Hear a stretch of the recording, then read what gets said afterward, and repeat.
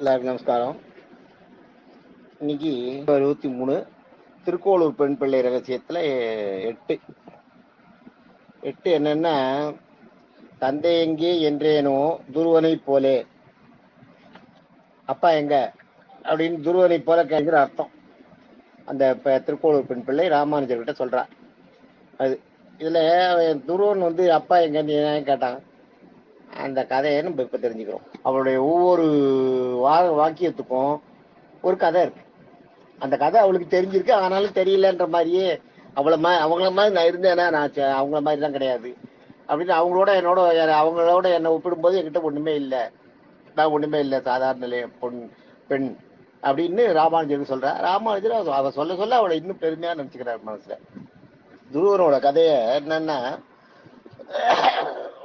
அதாவது மன்வந்தரம்னு ஒவ்வொரு இந்திரன் பிரம்மா வந்து ஒரு மன்வந்தரன்றது 71 சதுர்யுகம். 71 சதுர்யுகம்னா அந்த ஒரு சதுர்யுகம்ன்றது 4 யுகம். திரேதாயுகம், துவாபரயுகம், கலியுகம். 4 யுகம் இருக்கு இல்லையா? திரேதாயுகம், துவாபரயுகம், கலியுகம். இந்த 4 யுகம் சேர்ந்தது ஒரு சதுர்யுகம். இந்த மாதிரி 71 சதுர்யுகங்கள் சேர்ந்தால் ஒரு மனுவனுடைய ஆட்சி காலம் அது. இந்த மனுவை வந்து பிரம்மா படைப்பார். ஒரு மனுவை பூலோகத்தை ஆடுறதுக்கும் ஒரு இந்திரனை தேவலோகத்தை ஆடுறதுக்கும் படைப்பார். மனுவுடைய ஆயுள் காலமும் இந்திரனோட ஆயுள் காலமும் ஒண்ணு. அத மனு அந்த மாதிரி மனுவுல சுயம்பு மனுன்னு முதல் மனு. அதுதான் மனு வந்து மொத்தம் 14 மன்வந்தரங்கள் வந்து 14 மன்வந்தரங்கள் சேர்ந்ததுதான் ஒரு பிரம்மாவுக்கு ஒரு நாள். பிரம்மா வந்து 360 நாள் சேர்ந்தது பிரம்மாவுக்கு ஒரு வருஷம். அது மாதிரி 100 வருஷம் ஒரு பிரம்மாவோட ஆயுசு. இந்த 100 வருஷம் ஒரு பிரம்மாவோட ஆயுசு அது கிட்டத்தட்ட பாத்தீங்கன்னா 432 கோடி வருஷம் வரும். அந்த கணக்கு அதை நான் இன்னொரு நாள் சொல்றேன். அந்த விளக்கம் பூரா சொல்றேன் எல்லாத்தையும், அது எப்படி வரும்ன்றத. இந்த பிரம்மா கடைசியில இது முடிஞ்ச உடனே பிரம்மா வந்து இறைவனுக்குள்ள போய் ஒடுங்கிடுவார். அதுதான் மறுபடியும் வேற ஒரு பிரம்மாவை இறைவன் சிருஷ்டிப்பார். இது பிரம்மா. இதுதான் இது நம்ம அவங்க இப்ப தேவலோக கால அளவுகள்ல சொல்றது.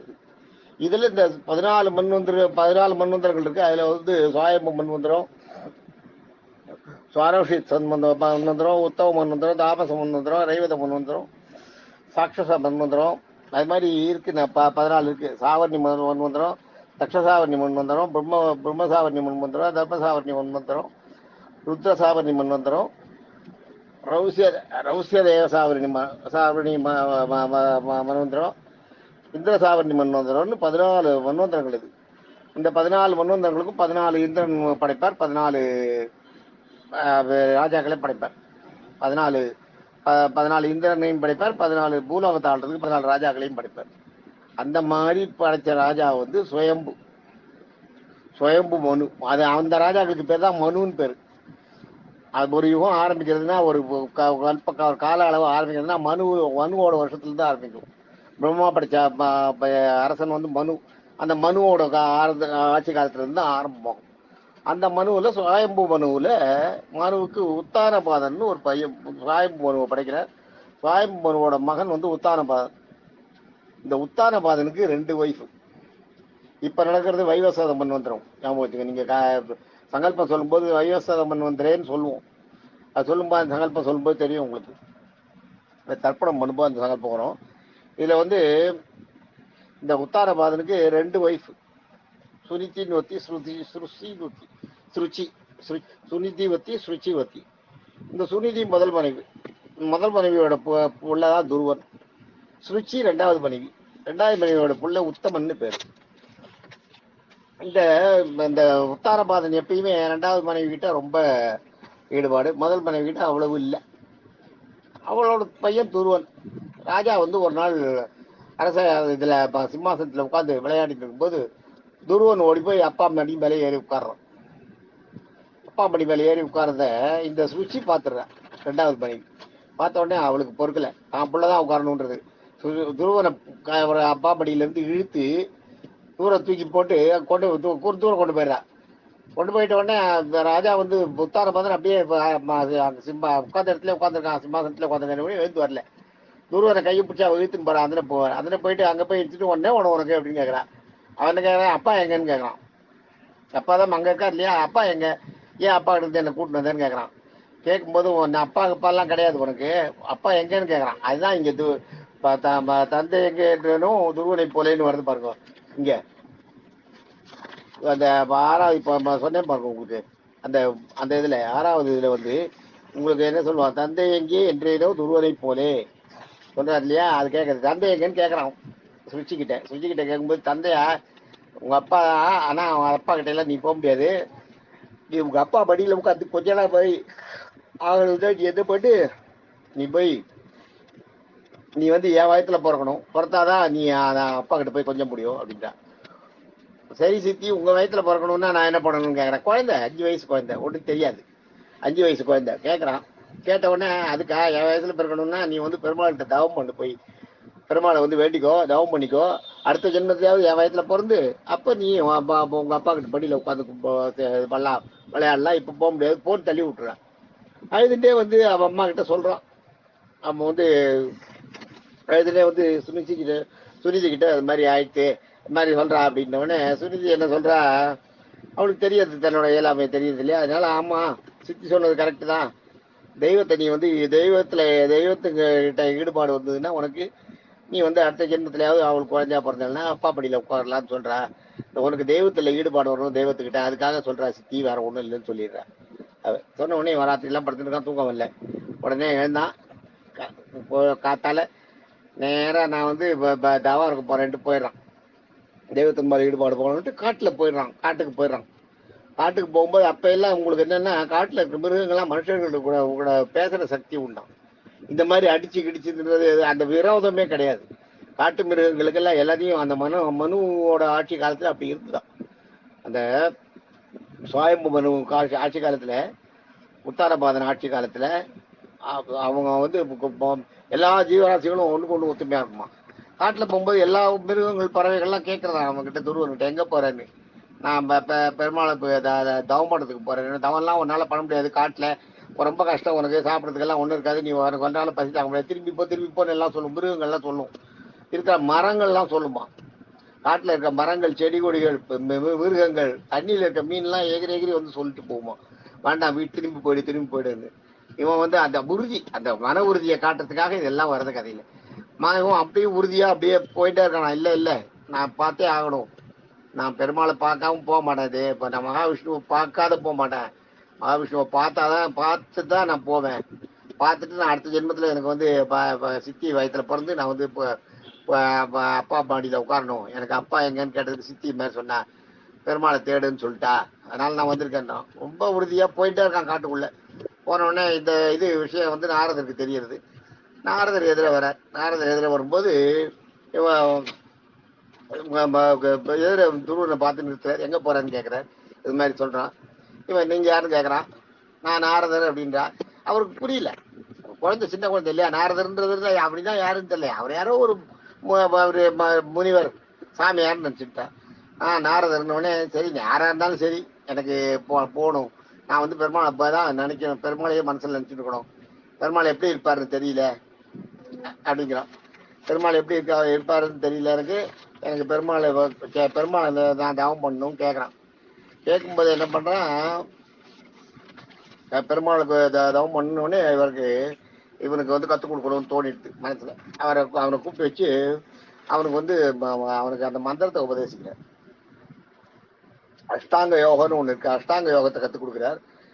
அஷ்டாங்க யோகம்ன்றது என்னன்னா, எதையும் தாக்கு பிடிச்சி தாங்குறது, பசி அதையெல்லாம் தாக்கு பிடிக்கிறது, இந்த வெளி சீதோஷ நிலைகள்லாம் ஒண்ணும் பண்ணாது. அந்த அஷ்டாங்க யோகத்துல உட்காந்துட்டான். அந்த யோகத்தை கற்றுக் கொடுக்குறாரு. கற்றுக் கொடுத்துட்டு மந்திரமா வந்து என்ன சொல்றாரு, ஓம் நமோ வாசுதேவாய், ஓம் நமோ பகவதே வாசுதேவாயன்னு சொல்றேன், அதை சொல்லு, இதை சொல்லிட்டே இரு, இதை சொன்னீங்கன்னா பெருமாள் வருவார்னு சொல்றாரு. அவனைதான் தெரிஞ்சிருது. பெருமாள் எப்படி இருப்பார்னு கேட்கறான். கேட்கும்போது தான் மாறி வரான்.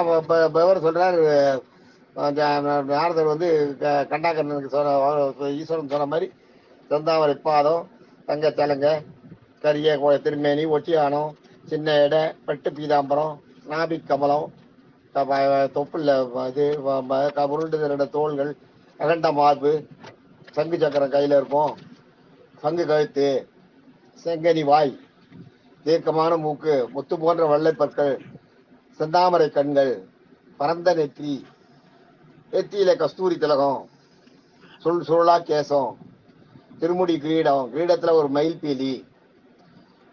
இதெல்லாம் பார்க்கும்போது எல்லாத்தையும் சேர்த்து பார்த்தா ஒரு மன்மதன் மாதிரி ரூபமா இருப்பார் அப்படின்றா. உடனே என்ன பண்ற, அந்த துருவன் என்ன பண்றான், அப்படியே அவர் சொல்றதையெல்லாம் மனசுல உருவச்சிக்கிறான். ஒரு ஆளுக்கு இத்தனையும் போட்டா எப்படி இருக்கும்னு பார்த்த உடனே அவருக்கு அந்த மனசுல அப்படியே பதிஞ்சு போயிடுது. அந்த உருவம் அப்படியே பதிஞ்சு போயிடுது. அவளை அந்த உருவத்தை மனசுல வச்சதுதான் உட்காந்துறான். உட்காந்து ஓம் நமோ பகவதே வாசுதேவ, ஓம் நமோ பகவதே வாசுதேவன்னு அதே சொல்லிட்டு இருக்கான். அதை சொல்லிட்ட உடனே அவனுக்கு அதே மைண்ட் இருக்கு. வேற அவனுக்கு வேற எதுவும் போகல. என்ன பண்றான், போய் உட்காந்துட்டு சொல்ல ஆரம்பிச்சிடான். ஒரு முதல் மாசம் என்ன பண்ணா, வெறும் பழங்களை மட்டும் சாப்பிட்டான். பழங்களை மட்டும் சாப்பிட்டான் முதல் மாசம். 2வது மாசம் 6 நாளைக்கு ஒரு தரம் உணவு, 6 நாளைக்கு ஒரு தரம் பழங்களை சாப்பிடுறது 2வது மாசம். அடுத்தது பார்த்தா, ஆனா அந்த பெருமாள் இது உருவம் மனசுல நின்னதுதான். அப்படியே அச்சு போட்ட மாதிரி, படம் வச்சு ஒட்டின மாதிரி, எதிர ஒரு படத்தை வச்சு ஒட்டின மாதிரி இருக்கு. இவன் கண்ணுக்கு முன்னாடி ஒரு பெருமாள் படத்தை வச்சுட்ட மாதிரி ஆயிடுச்சு. அப்படியே அதே தான் பார்வை, எல்லாம் எண்ணங்கள்லாம் அங்கதான். 3வது மாசம் என்ன பண்றான், 2வது மாசம் 6 நாளைக்கு ஒரு தரம் பழங்களை சாப்பிட்டு வந்தானே. 3வது மாசம் பெருமாள் அப்படியே வரலன்னே வெறும் தழைகளை மட்டும் சாப்பிட்டானா 3வது மாசம். அப்படியும் பெருமாள் வரல. இவனுடைய உறுதி இன்னும் அதிகமா இருக்கு. இவனோட எவ்வளவு ஸ்ட்ராங்கா இருக்கான் அப்படின்றத இது பண்றதுக்காக பெருமாள் இருக்க வெயிட் பண்றாரு. 4வது மாசம் வெறும் காத்த மட்டும் உணவா உட்கொண்டது. காத்த மட்டும் உணவா உட்கொண்டு அந்த அஷ்டாங்க யோகம் நாரதர் கத்து கொடுத்தாரு இல்லையா, அது கை கொடுக்குற இடத்துல காத்த மட்டும் உணவா உண்டு எப்படி ஜீவிக்க முடியும்னு. காத்த மட்டும் உணவா வந்து 3 மாசம், 3வது மாசம் 4வது மாசம் வந்து காத்த மட்டும் உணவா சாப்பிட்டு இருக்கான். 5வது மாசம் இதே காத்தா உணவு எடுத்துக்கிறதுனா 15 நாளைக்கு ஒரு தரம் தான் சுவாசம். 15 நாளைக்கு அப்புறம் ஒரு தரம் தான் சுவாசம். அந்த காத்த உள்ள எடுத்துக்கிறதே 15 நாளைக்கு ஒரு தரம் தான். ஃபுல்லா அப்படி காத்த உள்ள எடுத்துக்கிட்டு அதோட அவ்வளவுதான். அப்படியே 15 நாள் இருக்கிறது. 15 நாளைக்கு அப்புறம் தான் மறுபடியும் அந்த உள்ள காத்த வெளியில விட்டு மறுபடியும் காத்த எடுக்கிறது. இந்த மாதிரி 5வது மாசம் பண்ணான். அப்படின்னு பெருமாள் வரல. 6வது மாசம் மூச்சு விடுறதே நிறுத்திட்டான். காத்த உள்ள இருக்கிறதே நிறுத்தினா. அந்த அஷ்டாங்க யோகத்தை நாரத கத்து கொடுத்த அஷ்டாங்க யோகம் கை கொடுக்கறது அப்படியே உட்காந்துட்டான். காத்தையும் உணவாக சாப்பிட்றது நிறுத்திட்டான். அவ்வளவுதான். இவனோட எப்பயுமே தவத்தோட பலன். தவம் வந்து யார் பண்றாங்க, எப்படி பண்றாங்க, பண்றது யாரு, எப்படி பண்றாங்க, மனசு எவ்வளவு உறுதியா பண்றாங்க, அவ்வளவு தவத்துக்கு வீரியம் ஜாஸ்தி ஆகுமா. அந்த தவம் வீரியம் ஜாஸ்தி ஆச்சுன்னா அதுல இருந்து ஒரு ஜுவாலை கிளம்புமா. அதுல இருந்து ஒரு ஜுவாலை கிளம்பி அது தேவலோகத்துல இவர் யாரை நோக்கி தவம் இருக்காரோ அவளை போய் அடையுமா. அவளுக்கு அந்த சூடு ஏற்படுமா, சுடுமா. அந்த ஜுவாலையோட சூடு பிரம்மாவை நோக்கி ராட்சசெல்லாம் பிரம்மனை நோக்கி தவம் இருக்கும்போது பிரம்மா உடனே ஓடி வந்து அவளுக்கு வரம் கொடுத்துறதில்ல. நம்மளை இருக்காரு தவம் இருக்காரு ஓடி போய் கொடுத்துடலான்ட்டு. பிரம்மாவுக்கு அந்த சூடு, பிரம்மாவை நோக்கி தவம் இருக்கிறதுனால பிரம்மாவுக்கு அந்த சூடு போய் சுடுமா, இருக்க முடியாதுங்க. வந்து வரம் கொடுத்தே ஆகணும். அதனால வருவாராம். யாரை நோக்கி தவம் இருக்காளோ அந்த தவம் பண்றவாளோட பவரும் அந்த தவத்தோட வீரியமும் அதனோட சக்தியும் அதை பொறுத்துதான் தவம். 6வது மாசம் காத்தையே ஒருத்தன் சாப்பிடல அப்படியே இருக்கான்னா கிட்டத்தட்ட போனோம் நிலைமை. உடனே மேல போறது அந்த அது வந்து மகாவிஷ்ணுவுக்கு போய் தகிக்கிறது. மகாலட்சுமி சீண்டி விடுறா. இப்படி இருக்கீங்களே, ஒரு பிள்ளை அநியாயத்துக்கு ஒரு பிள்ளை உயிரே விட, உங்களை நினைச்சுட்டு உயிரை விட போறது. இப்போ அவருக்கு போய் அனுகிரகம் பண்ணுங்கன்னு சொல்றான். சொன்ன உடனே மகாவிஷ்ணு வராரு. அங்கிருந்து வந்து துருவனுக்கு எதிர வந்துட்டார். துருவனுக்கு எதிர வந்து நின்றுட்டு கூப்பிடுறாரு. துருவனை கூப்பிட்டாலும் துருவனுக்கு வந்து அவன் நிஷ்டையில இருக்கான் இல்லையா, அவனுக்கு கலையவே இல்லை. அவனுக்கு அந்த மகாவிஷ்ணு படம் மனசுக்குள்ள ஒரு மனசுல ஒரு பதிவு வச்சானே, அந்த பதிவு போகவே இல்லை.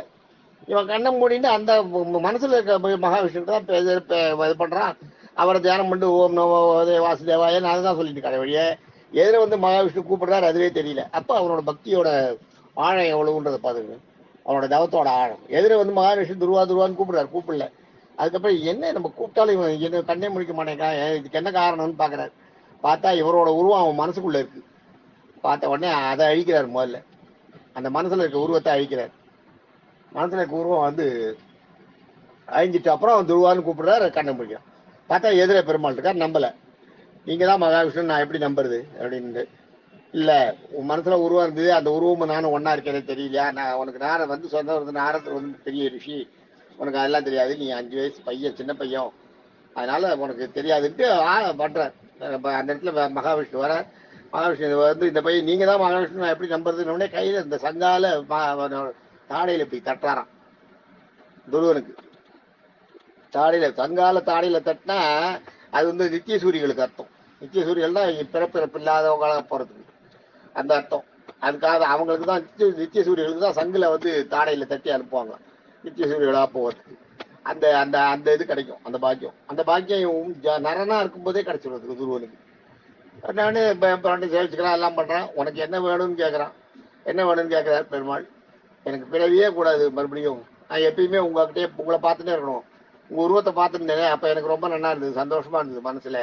எனக்கு மறுபடியும் அந்த உருவம் அப்படியே மனசுல அலைஞ்சிருது. இப்ப அந்த உருவம் வரணும், அந்த உருவத்தை நான் எப்பயுமே தியானம் பண்ணிட்டு இருக்கணும் அப்படின்னா. சரி, நீ வந்து உனக்கு அந்த உருவம் வரும், மனசுல வரும், ஆனா நீ வந்து பிறவியே கூடாதுன்னு சொல்லியிருக்க. ஆனா நீ உனக்குன்னு கொஞ்சம் அரசாள வேண்டிய காலம் இருக்கு பூமியில. அந்த காலத்தை நீ ஆண்டுட்டு தான் வரணும். அரசாண்டு நீ பூமியில இருக்க உன்னுடைய நிறைவேற்ற வேண்டிய காரங்கள், நீ ஜனங்களுக்கு நிறைய அந்த மனுவுடைய மனு சாஸ்திரங்களை எல்லாம் நீ எல்லாருக்கும் பரப்பணும். ஜனங்களுக்குள்ள ஒத்துமையும் ஒழுக்கத்தையும் கொண்டு வரணும். அந்த வேலையெல்லாம் உனக்கு இருக்கு, அதனாலதான் உன்னை படைச்சிருக்கு, உன்னுடைய வம்சத்தை படைச்சது அதுக்குதான். நீ வந்து நேரம் என்கிட்ட வந்துடுறது சரி கிடையாது, நீ அதை பண்ணி முடிச்சுட்டு நீ என்கிட்ட வந்து சேரு அப்படின்னு சொல்லி அவனுக்கு ஆசீர்வாதம் பண்ணி அனுப்பிடுறாரு. துருவன் நாட்டுக்கு வரான். இதுக்குள்ள அங்க உத்தாரபாதனோட உத்தாரபாதன் அந்த சிறுச்சி எல்லாம் இருக்கா இல்லையா, அவெல்லாம் வந்து ஃபீல் பண்றான். அந்த உத்தமன் வந்து அழறான், எதுக்கு அண்ணாவை அனுப்பிச்சிங்க, அண்ணா எங்க போனான், எனக்கு அண்ணா வேணும்னு அழறான். உத்தமன் அழறான். அந்த சிறுச்சியும் நாட்டுல ஒரு பஞ்சம் உண்டாயிடுறது. துருவன் இல்லாதது அந்த நாடு சோபிக்கல, கொஞ்சம் கொஞ்சமா களையெடுக்க ஆரம்பிச்சிருது. ராஜாவுக்கும் ஒரு மாதிரி ஆயிடுது, மைண்டு வைத்தியம் பிடிச்ச மாதிரி ஆயிடுது. மறுபடியும் துருவன் வரான். துருவனை வந்து நாரதரை கூட்டு வந்து விட்டு போறாரு. துருவன் நாரதரை கூட்டு வந்து விட்ட உடனே நடந்ததை கேட்கறாரு. கேட்ட உடனே இதை சொல்றாரு, இது மாதிரி மகாவிஷ்ணு அவருக்கு காட்சி கொடுத்துருக்காரு, அவன் வந்து ஆண்டுட்டு வரணும்னு சொல்லிருக்காரு. அவன் வேண்டாம், ஆட்சியெல்லாம் வேண்டாம், நான் எனக்கு பிறவியே கூடாது அப்படின்னு கேட்டிருக்கான். இல்ல, அவனுக்கு 36,000 வருஷம் ஆட்சி ஆண்டானா துருவன், ஆட்சி ஆளணும்னு சொல்லியிருக்காரு. அதனால அவனை கொண்டு அரண்மனையில விட்டு வர சொல்லிட்டாரு, கொண்டு விட்டு போறாரு. நாரதர் விட்டு போன உடனே அந்த உத்தாரபாதன் வந்து பிள்ளை துருவன் அவன் காலிலேயே விழுந்துட்டான். உத்தாரபாதன், மகாவிஷ்ணுவை பாக்குற பாக்கியம் உனக்கு கிடைச்சதா, எனக்கு கிடைக்கல, எனக்கு இது என்ன, இது ஆட்சி, இது எனக்கு தேவையான்னு எல்லாத்தையும் அப்பே பிச்சு உதறிடுறான் எல்லாத்தையும். அந்த சுருச்சி வந்து காலில் விழறா, எட்டி உதைக்கிறான், தள்ளி விட்டுறான்.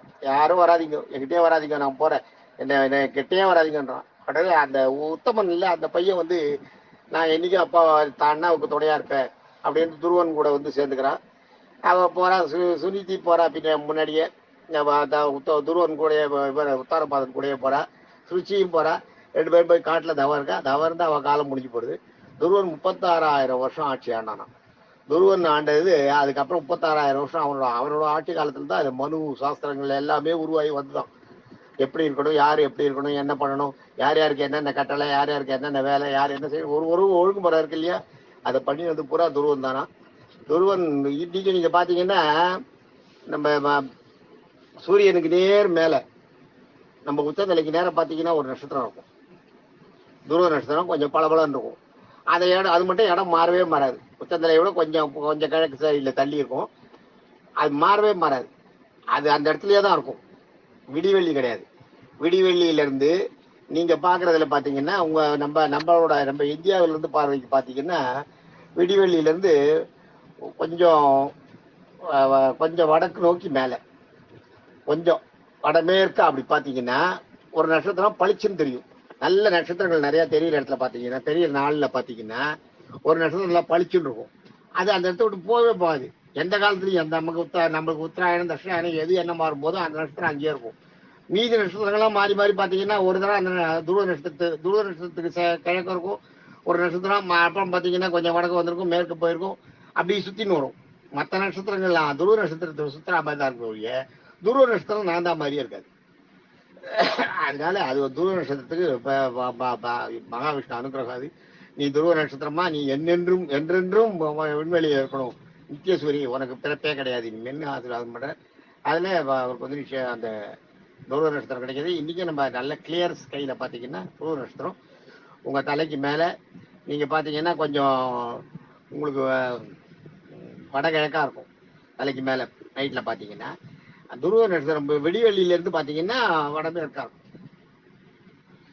வடமேற்கா பாத்தீங்கன்னா அந்த விடிவெளி நட்சத்திரத்துல இருந்து கொஞ்சம் வடமேற்கா பாத்தீங்கன்னா ஒரு நட்சத்திரம் தெரியும், பளிச்சுன்னு தெரியும் கொஞ்சம். மத்த எல்லா நட்சத்திரம் அதுதான் துருவ நட்சத்திரம். நாளை சந்திப்போம்.